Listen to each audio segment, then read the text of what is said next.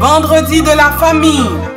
Vous écoutez Vendredi de la famille, une émission remplie de bénédictions pour toutes les familles, que ce soit famille monoparentale, famille biparentale, famille interculturelle, famille recomposée.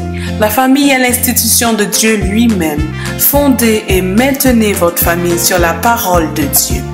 Vendredi de la famille avec Dr. Roselyne Jolteus-Poinville. Soyez bénis, peuple de Dieu. Soyez bénis, peuple de Dieu. Cette émission est aussi rediffusée sur YouTube, Facebook. Pour commentaires, requêtes de prière et dons, contactez-nous à vendredi de la famille à commercial@mail.com.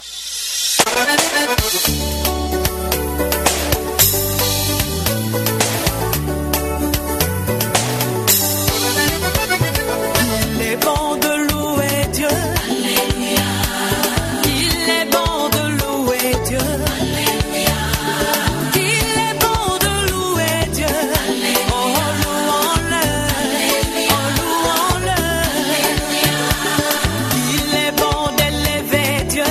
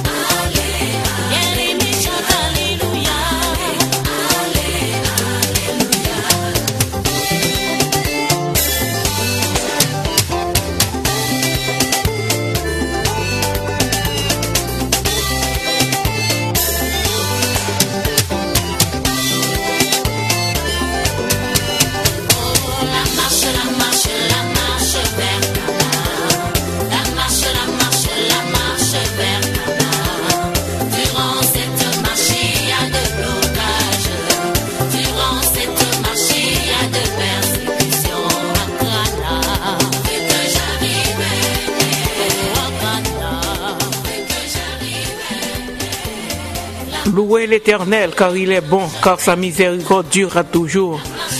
Aimables auditeurs et auditrices de l'émission Rencontre matinale avec notre rubrique Vendredi de la famille, que la paix et la grâce de Dieu soient avec vous tous. Réveillez-vous, réveillez-vous parce que le Seigneur nous a encore fait grâce. Il nous a accordé une journée qui sera pour nous une journée de joie. Parce que quand notre Seigneur est avec nous, nous sommes toujours dans la joie, parce qu'il s'appelle joie. Réveillez-vous et soyez bénis au travers de cette émission.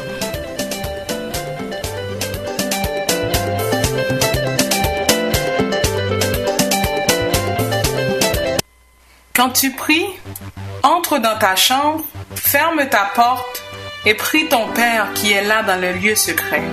Et ton Père qui voit dans le secret te le rendra. En priant, ne multipliez pas de vaines paroles comme les païens, qui imaginent qu'à force de paroles ils seront exaucés.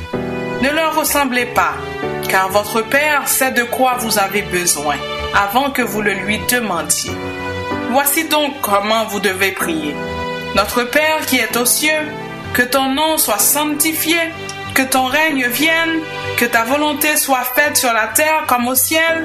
Donne-nous aujourd'hui notre pain quotidien. Pardonne-nous nos offenses comme nous aussi nous pardonnons à ceux qui nous ont offensés. Ne nous induis pas en tentation, mais délivre-nous du mal. Car c'est à toi qu'appartiennent dans tous les siècles le règne, la puissance et la gloire. Amen.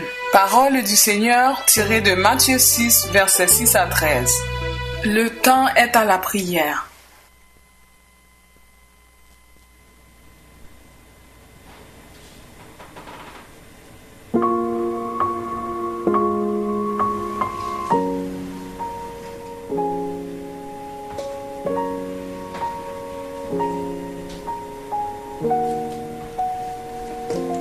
Oui, notre Seigneur et notre Dieu, tu es bon.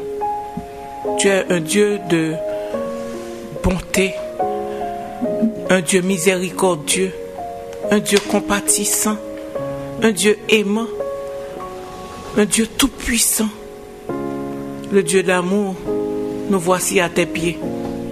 Toi, qui es le Dieu qui est 3 fois saint, nous voici devant toi. Nous nous prosternons devant ta majesté ce matin pour te dire merci. Merci Seigneur pour cette grâce que tu nous accordes de pouvoir nous réveiller ce matin et d'être à tes pieds. Merci Seigneur pour l'évangile que tu nous as donné, ta parole que tu nous as laissée, en sorte que, Éternel, chaque jour, nous puissions trouver, ou bien nous puisons les ressources, nous trouvons les ressources nécessaires pour notre épanouissement, pour notre survie. Oui, ce pain quotidien, ce pain de vie que tu nous accordes, Éternel, nous te disons merci. Merci Seigneur de ce que nous pouvons, Seigneur Dieu, avoir cette capacité de lire et d'entendre ta parole, Éternelle.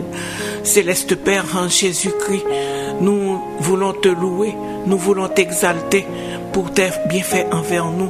Quand tu nous as gardés, Seigneur Dieu, au cours de la nuit, tu nous gardes toujours, même dans les intempéries, Seigneur Dieu, tu es là. Quand les moments de souffrance, Seigneur Dieu, les difficultés arrivent, Seigneur Dieu, tu es là. Tu ne nous abandonnes pas, tu règnes, tu règnes, tu règnes. Tu as toujours régné et tu régneras toujours. Merci Seigneur pour cette foi que tu nous donnes encore, car Seigneur, c'est une grâce, Seigneur Dieu, d'avoir confiance en toi. C'est une grâce, Seigneur Dieu, de nous permettre de rester fermes, parce que nous savons que au travers de la vallée de Baka, tu es là avec nous. Dans la fosse au lion, tu es là pour fermer la bouche des lions. Et Seigneur, des fois ces souffrances, Seigneur Dieu, nous ramènent beaucoup plus proche de toi. Ces souffrances, Seigneur Dieu, nous permettent de te comprendre davantage. Ces souffrances, Seigneur Dieu, nous permettent, Seigneur Dieu, de te donner, de rechercher ta présence, parce que c'est toi qui es la force, c'est toi qui es la toute puissance, Seigneur Dieu. Nous te disons merci. Action de grâce à toi, Seigneur Dieu, pour nos fidèles auditeurs et auditrices éternelles qui se sont réveillés ce matin. Il y en a qui ressentent de légères douleurs éternelles, mais ils sont quand même là, Seigneur Dieu, à l'écoute, Seigneur, et qui attendent, Seigneur Dieu, que tu viennes, Seigneur Dieu, répondre à leurs cris éternels. Il y en a, Seigneur, qui savent que malgré tout tout ce qu'ils ont fait, Éternel, mais ils savent qu'ils n'ont pas pu trouver, Éternel, la solution, et qu'ils savent, Seigneur Dieu, qu'ils doivent se tourner vers toi. Ce matin, nous te les amenons, Seigneur Dieu, devant toi, avec leur requête de prière. Nous t'apportons, Seigneur Dieu, nos auditeurs et auditrices, Seigneur, qui ont des problèmes de santé ce matin. Oh, ils veulent, Seigneur Dieu, un toucher de guérison, Seigneur Dieu, venant de toi et de toi seul, Seigneur Dieu. Va, Seigneur Dieu, sécher les larmes de ceux qui pleurent, Éternel, ceux qui sont en défaillance, Seigneur Dieu, ceux, Seigneur Dieu, qui sont en détresse, ceux qui souffrent, Seigneur Dieu, le départ d'un être cher. Va les consoler, Éternel. Et il y en a qui vivent des difficultés énormes, Seigneur, au niveau de leur famille, au niveau de leur foyer, soit avec la mère, soit avec les parents, les enfants, soit avec, Seigneur Dieu, les maris, soit avec les épouses. Seigneur Dieu, nous te demandons de rentrer, Éternel, de rentrer, Papa, de rentrer dans les foyers ce matin, de rentrer dans les foyers, d'éliminer, Seigneur, de stopper, Seigneur, cette hémorragie de divorce, Seigneur, de séparation qui empêche les couples, Seigneur Dieu, de rester, qui empêche, Seigneur Dieu, aux familles de grandir, Éternel. Yes, ce matin, Éternel, nous avons besoin de toi. Nous poussons, Seigneur Dieu, un cri, Seigneur Dieu, des cris, parce que dans nos détresses, les enfants, tes enfants, peuvent pousser des cris et tu vas venir les délivrer, Éternel. Seigneur, ce matin, Éternel, rentre spécialement dans les familles, rentre, Seigneur Dieu, dans les foyers, rentre, Seigneur Dieu, au niveau des couples, au niveau des parents. Viens, Seigneur Dieu, arranger, Seigneur Dieu, viens, Seigneur, développer, Seigneur Dieu, de l'harmonie, de l'entente, Seigneur Dieu, dans la relation entre les parents et les enfants. Oh Seigneur, c'est une maladie, Seigneur Dieu, que c'est seulement toi, Éternel, qui peut apporter la guérison, Seigneur Dieu, à ce fléau, Seigneur Dieu, qui ravage nos familles, Éternel. Nous avons besoin de toi, Papa, parce que si tu n'es pas dans les familles, Éternel, comment sera la société de demain, Éternel? C'est quel genre de société que nous aurons, Seigneur Dieu? Oh Papa, nous avons besoin de toi. Et cette semaine, Seigneur Dieu, c'est la rentrée des classes la semaine prochaine. Nous te demandons, Éternel, d'intervenir auprès des enfants, Éternel.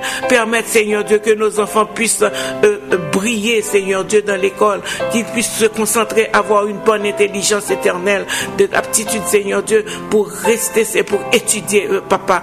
Seigneur, nous te prions pour les jeunes qui décrochent, nos enfants qui décrochent, Seigneur Dieu. Oh Papa, nous poussons ce cri, Seigneur Dieu, ce matin vers toi, pour nos enfants. Permettre qu'ils puissent regagner, Seigneur Dieu, les bancs de l'école, les bancs des cégeps, les universités, Seigneur Dieu. Nous avons besoin, Seigneur Dieu, d'enfants bien faits, bien préparés, Seigneur Dieu, pour que cette société, ce monde puisse changer, Éternel. Papa, suscite, Seigneur Dieu, le vouloir, Seigneur Dieu, et le faire, Seigneur Dieu, chez nos enfants, Seigneur, pour qu'ils ne décrochent pas, Éternel. Oh Papa, il y a des parents qui souffrent, Seigneur, parce que leurs enfants, ils ont travaillé dur pour amener leurs enfants, Seigneur Dieu, jusqu'au sommet. Mais les enfants arrivés à un certain moment, ils se sentent fatigués. Oh, c'est l'ennemi, Seigneur Dieu, qui se tient debout pour barrer la route à nos enfants, car nous savons que nos enfants sont des lumières. Nos enfants doivent être, Seigneur Dieu,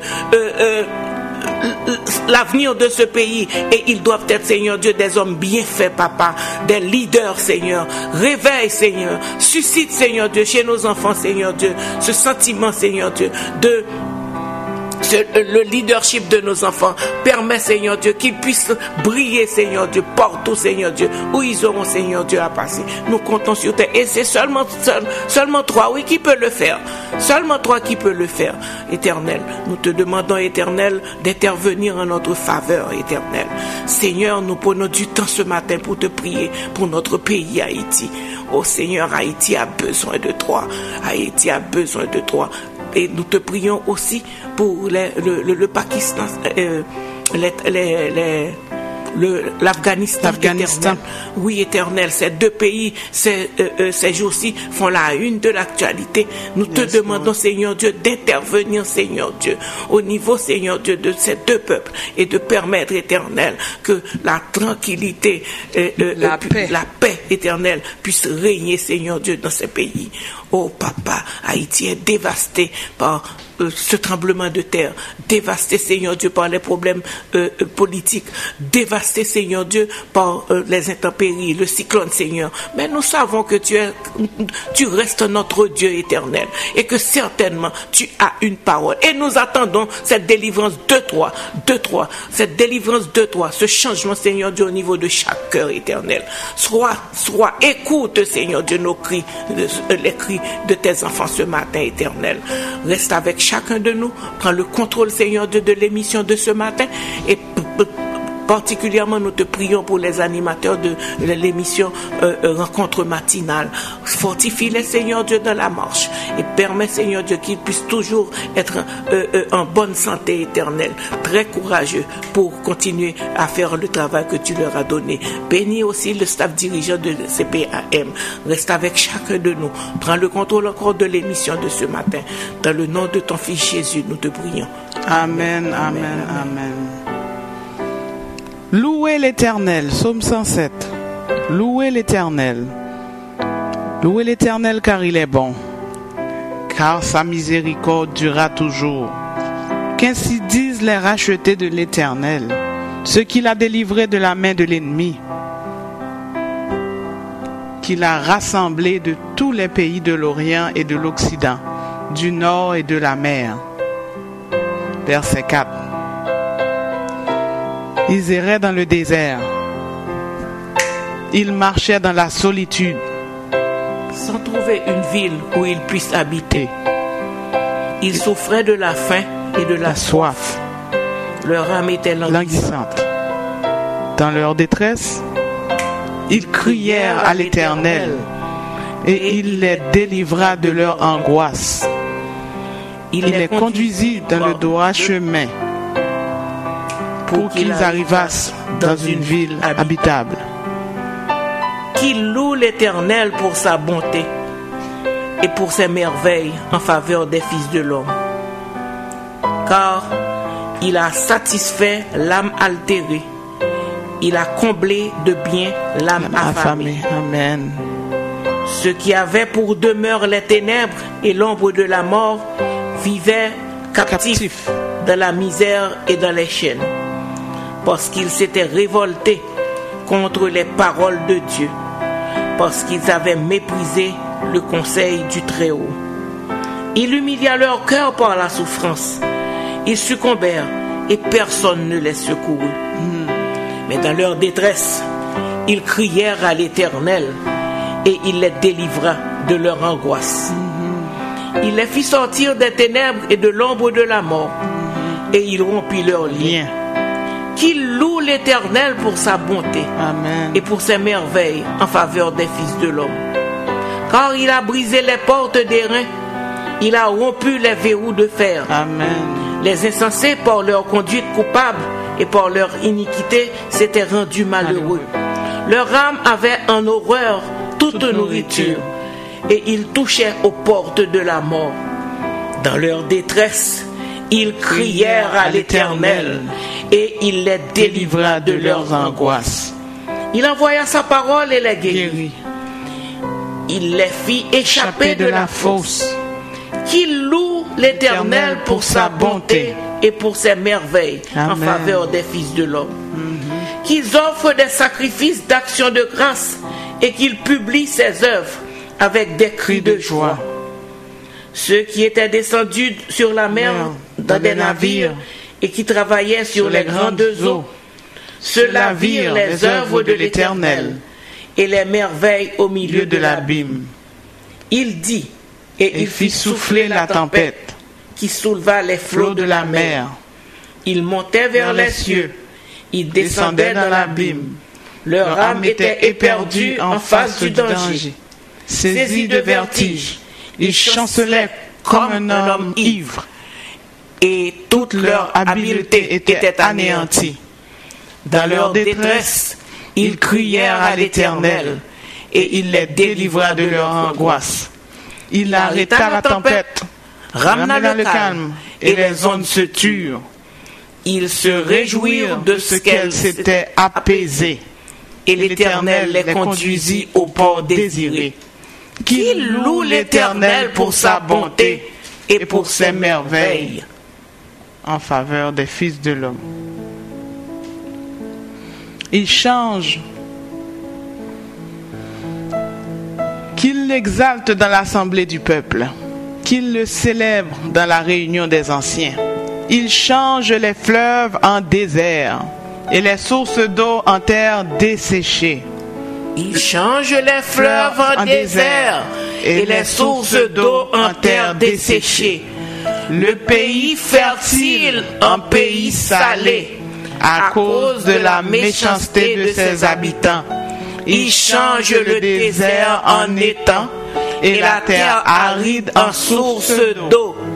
Et il y établit ceux qui sont affamés. Ils fondent une ville pour l'habiter. Ils ensemencent des champs, plantent des vignes. Ils en recueillent les produits. Il les bénit et ils deviennent très nombreux. Et ils ne diminuent point leur bétail. Sont-ils amoindris et humiliés par l'oppression, le malheur et la souffrance? Versent-ils le mépris pour les grands? Les fait-il errer dans des déserts sans chemin? Il relève l'indigent et le délivre de la misère. Amen. Il multiplie les familles comme des troupeaux. Amen. Les hommes droits le voient et se réjouissent. Amen. Mais toute iniquité ferme la bouche. Que celui qui est sage prenne garde à ces choses et qu'il soit attentif aux bontés de l'Éternel. Amen, amen, amen. Sœur Jolteus, dans ce psaume, il y a plusieurs fois, le psalmiste dit, dans leur détresse, ils crièrent à l'Éternel et il les délivra de leur angoisse. Je ne sais pas qui ce matin, qui est dans une détresse, qui est dans une situation difficile. Dans ta détresse, crie à l'Éternel et il te délivrera de tes angoisses. Et plusieurs fois aussi dans ce psaume, ils disent qu'ils louent l'Éternel pour sa bonté. En effet, l'Éternel est bon. Louez l'Éternel pour sa bonté. Louez l'Éternel pour sa bonté. Et ce que je peux rajouter, Rachel, c'est que ce psaume parle de la bonté de Dieu à l'égard des rachetés. La bonté de Dieu à l'égard des rachetés. Ça veut dire que Dieu est bon et nous devons être ses rachetés. Soyez les rachetés de l'Éternel ce matin. Soyez les rachetés de l'Éternel. Et dans vos détresses, criez à l'Éternel. Et il va certainement vous délivrer de vos angoisses. Les situations, les mauvais moments que vous vivez aujourd'hui, ne vous en faites pas. Soyez un racheté de l'Éternel. Criez vers lui et certainement vous allez trouver la délivrance. Et comme c'est écrit dans le verset 33, Dieu changera vos fleuves en désert. Amen. Et les sources d'eau en terre desséchée, si vous continuez dans la méchanceté. Mais si vous criez à l'Éternel et vous lui faites confiance, qu'est-ce qu'il va faire pour vous? Verset 35. Oh, il changera votre désert en étang et votre terre aride en source d'eau. Il y établit ceux qui y sont affermés. Il fonde une ville pour l'habiter. Notre Seigneur, il peut vous bénir et il va multiplier ses faveurs envers vous. Donc soyez ce matin des rachetés de l'Éternel. Faites confiance à votre Seigneur, le Dieu de bonté, le Dieu qui guérit, le Dieu qui pardonne, le Dieu qui apporte délivrance, le Dieu qui a la solution à tous les problèmes, le Dieu pour qui rien n'est impossible. C'est ce Dieu, avec ce Dieu, c'est en ce Dieu que vous devez avoir confiance ce matin. N'ayez pas peur, n'ayez pas peur.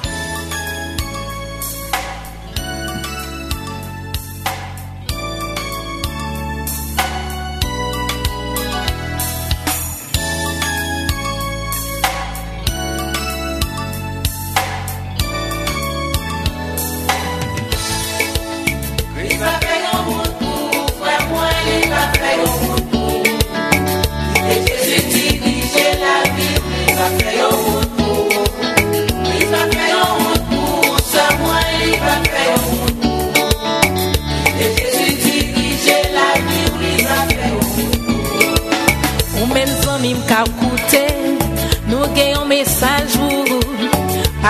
problème la vie, vin fait ou perdu tes tout. L'heure où t'as v'lé faibli, reste sous la prière de moi, avec puissance Saint-Esprit, ou va joindre délivrance. Il va faire un retour, frère moi, il va faire un retour. Et Jésus dirige la vie, il va faire un retour. Il va faire un retour, sur moi, il va faire un retour. Et Jésus dirige la vie, il va faire un retour. Mon Dieu qu'on fait route, frère moi, côté qui va jamais où. L'on va dans le travail, c'est moi. On va jamais comprendre ça. La paix fait en route pour. La paix guide où c'est moi. Même dans mes temps désert, Christ va son retour. Il va faire un retour, frère moi, il va faire un retour. Et Jésus dirige la vie, il va faire un retour. Il va faire un retour, c'est moi, il va faire un retour. Et Jésus dirige la vie, il va faire un retour. Mais accusé, mais chai sous dos, il ça fait un retour. Il ça trace son chemin pour. Pas décourager frère moi. Pas décourager soeur moi. Qu'est-ce qu'on fait route côté pas de route.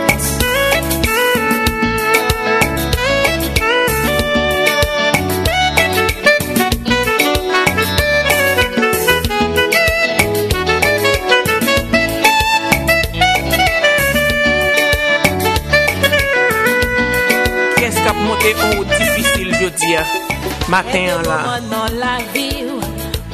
Qui est-ce qui a monté en route qui difficile, bateau prêt pour couler? Eh bien, Christ capable de faire en route pour tant des matins. Oui, levez les yeux, gardez en haut, fixez regard sur lui, parce que il va jamais menti. Christ a fait en route pour dans mariage, dans foyer, Christ a fait en route pour dans travail ou difficulté ou gain, Christ a fait en route pour dans maladie, Christ a fait en route pour.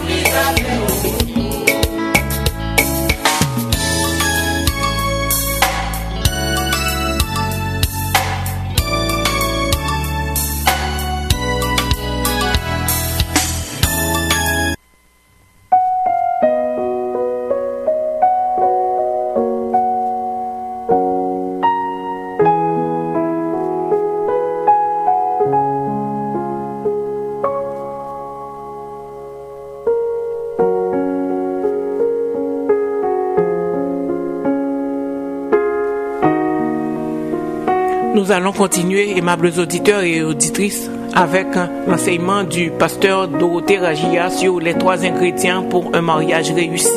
Nous avons vu les 2 premiers et dans les 15 minutes qui suivent, nous allons écouter, l'entendre avec le 3e point, le 3e ingrédient. C'est important d'être à l'écoute car son enseignement est richement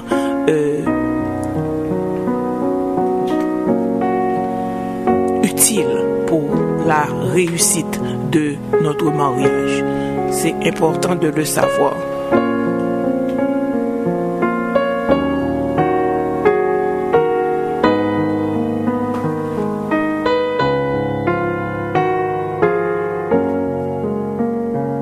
Dieu est le fondement.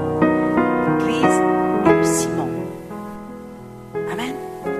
Quand on met des poteaux en terre, ici on a dû rajouter des poteaux, on met des poteaux en terre, ok, on les met, on les plante, on en fait un fondement. Mais après, pour solidifier le poteau de sorte qu'il ne bouge pas, qu'il soit fort, qu'est-ce qu'on fait? On fait du ciment. On prend du ciment, n'est-ce pas? Et on le met sur le poteau, au pied du poteau, et là le poteau il devient dur. Dieu est le fondement, l'Église est le ciment. Ok.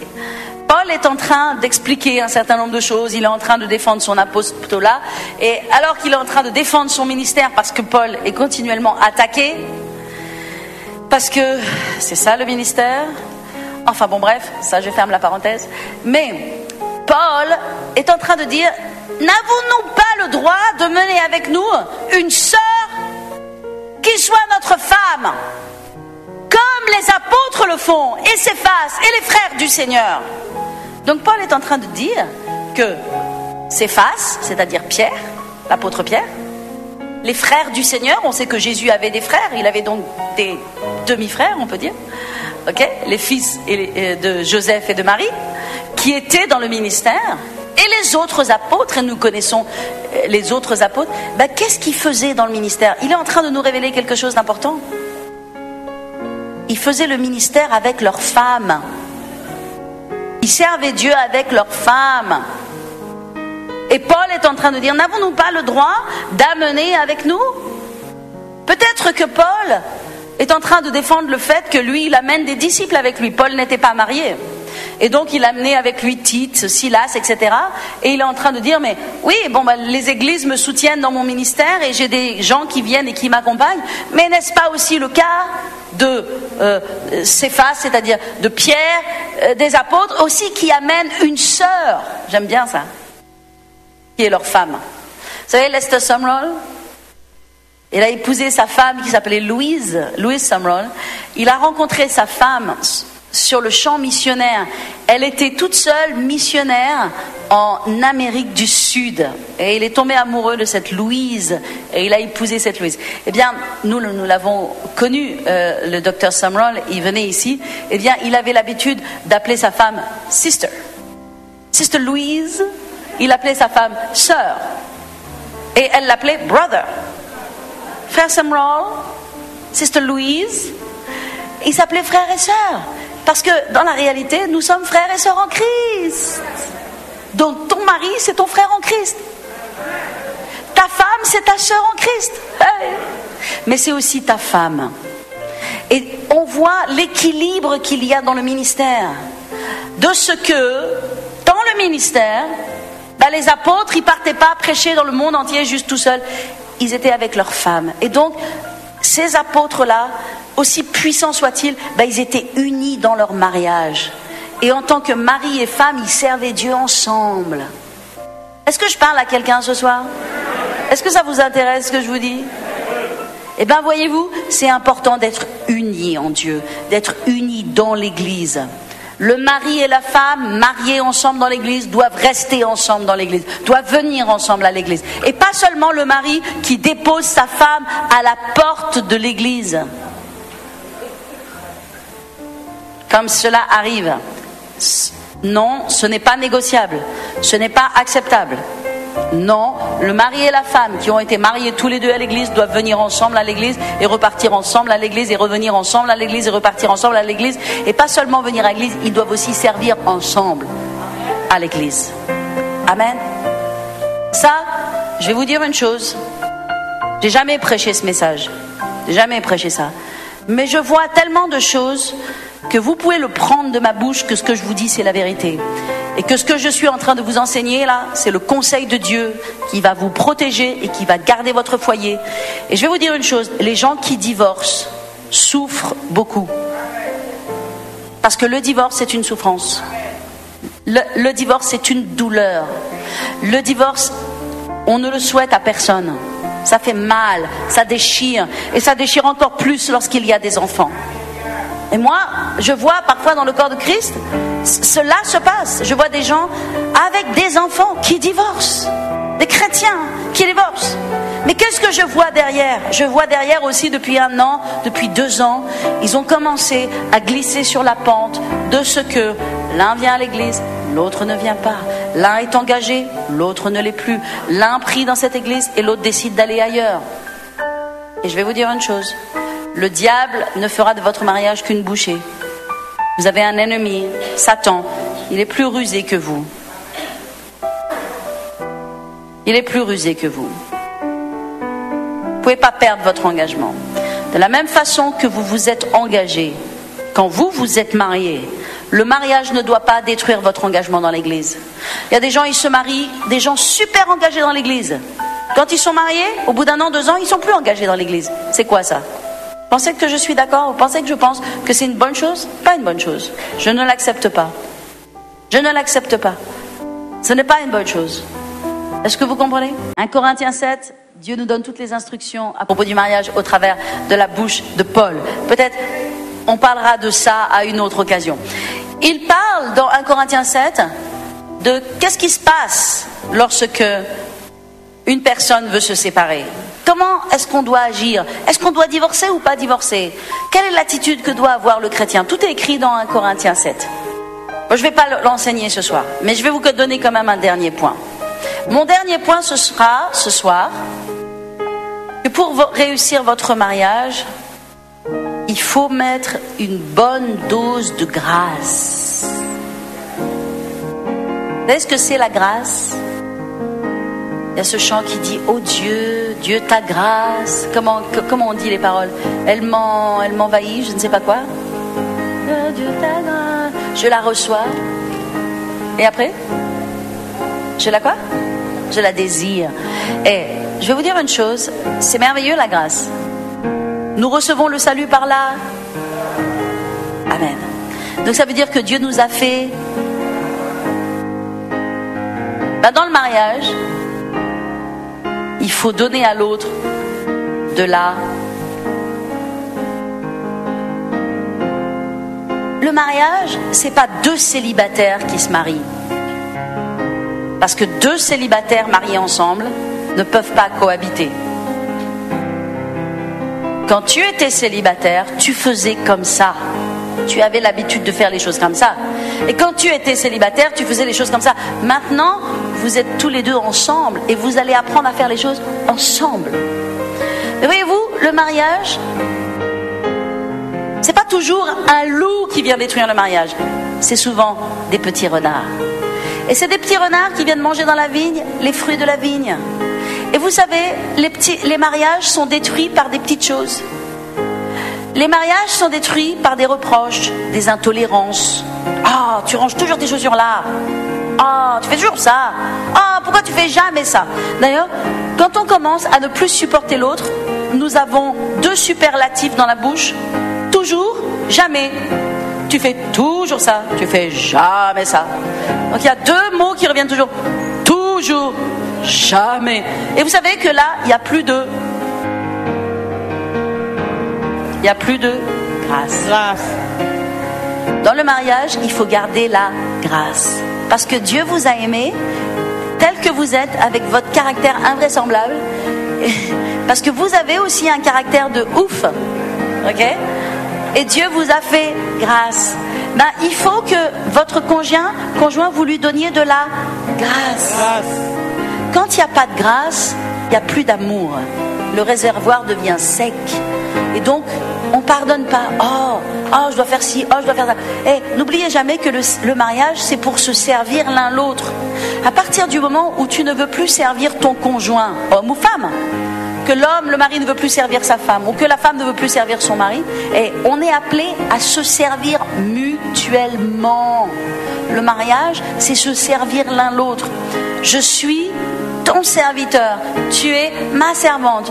Et si vous lisez 1 Corinthiens 7, et notamment ce que Paul dit à propos des relations sexuelles, et il dit notamment à propos du corps, que notre corps ne nous appartient pas à nous-mêmes, que le corps du mari appartient à la femme. Et le corps de la femme appartient au mari. Tout le monde est très sérieux quand je dis tout ça. Alors, ne rentrez pas à la maison en disant « Pasteur a dit, hein, ton corps m'appartient, ma belle, hein, je vais te dire. Hein. » Et consommez, comment on dit, avec modération. Non, vous faites ce que vous voulez. Là, je suis pour la paix des ménages, ok? Tant que tout se fait dans l'accord et dans le respect. Ok, je ferme le chapitre. Mais ce que je veux dire, c'est que nous sommes le serviteur l'un de l'autre. Donc quand vous arrêtez de vouloir servir l'autre, c'est le signe que ton réservoir là, d'amour, il est à zéro. Il n'y a plus de grâce. Mais dans le mariage, il faut mettre de la grâce. Il faut accepter que l'autre fait toujours les mêmes choses, qu'il ne sort jamais les poubelles et qu'il ne pense pas toujours à ceci ou à cela. Mettez-y de la grâce, mettez-y de l'humour. L'humour sauve beaucoup de choses. Je vais vous dire, une des pires choses qui vient dans le mariage, c'est le reproche. Ah, t'es comme ci, ah, t'es comme ça, ah, t'as pas fait ci, ah, t'as pas fait ça. Waouh, je n'ai jamais vu que quiconque changeait par le biais du reproche. Je n'ai jamais vu une femme changer son mari en lui disant « Ah, tu fais jamais d'efforts dans cette maison. Ah !»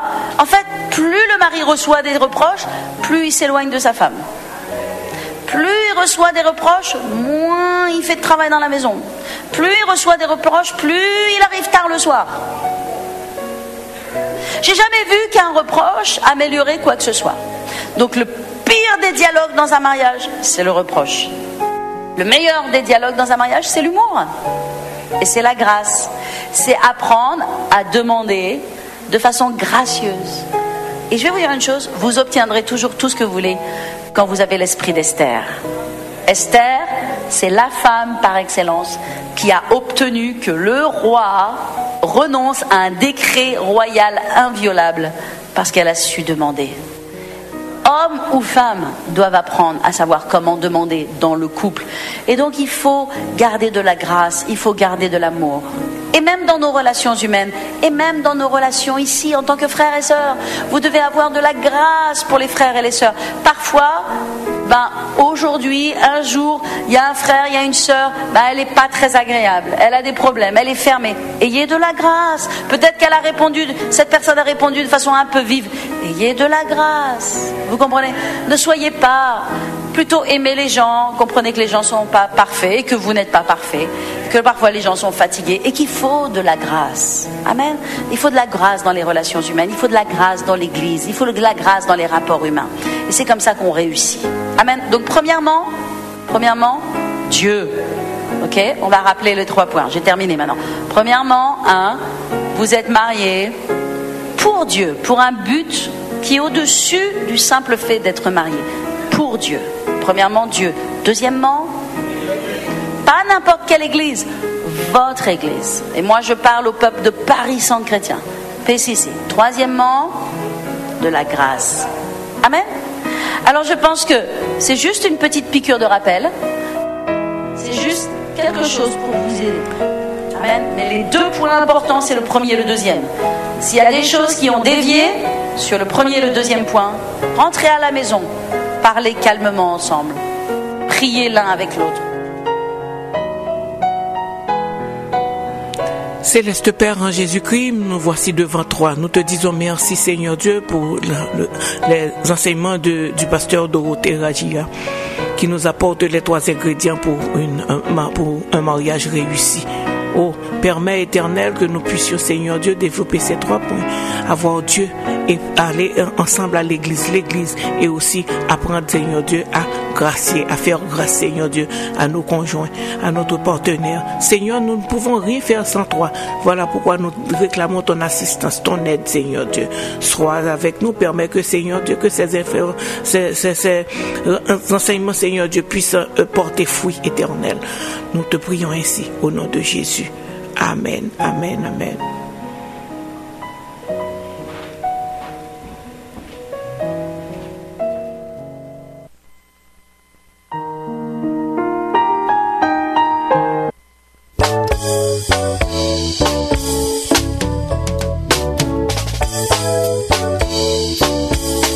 Yo zami capable la game, yo famille capable lier, à ta petite moins gagner. L'église capable de briser, la vie a maltraité, plusieurs monde viré qui t'aime. Yo seul bagaille moins connaît, avec bon Dieu tout va bien. Yo amis capable la game, yo famille capable lier, à ta petite moins gagner. L'église capable de briser, la vie a maltraité, plusieurs monde viré qui t'aime. Yo seul bagaille moins connaît, avec bon Dieu tout va bien. Jésus pas blagué.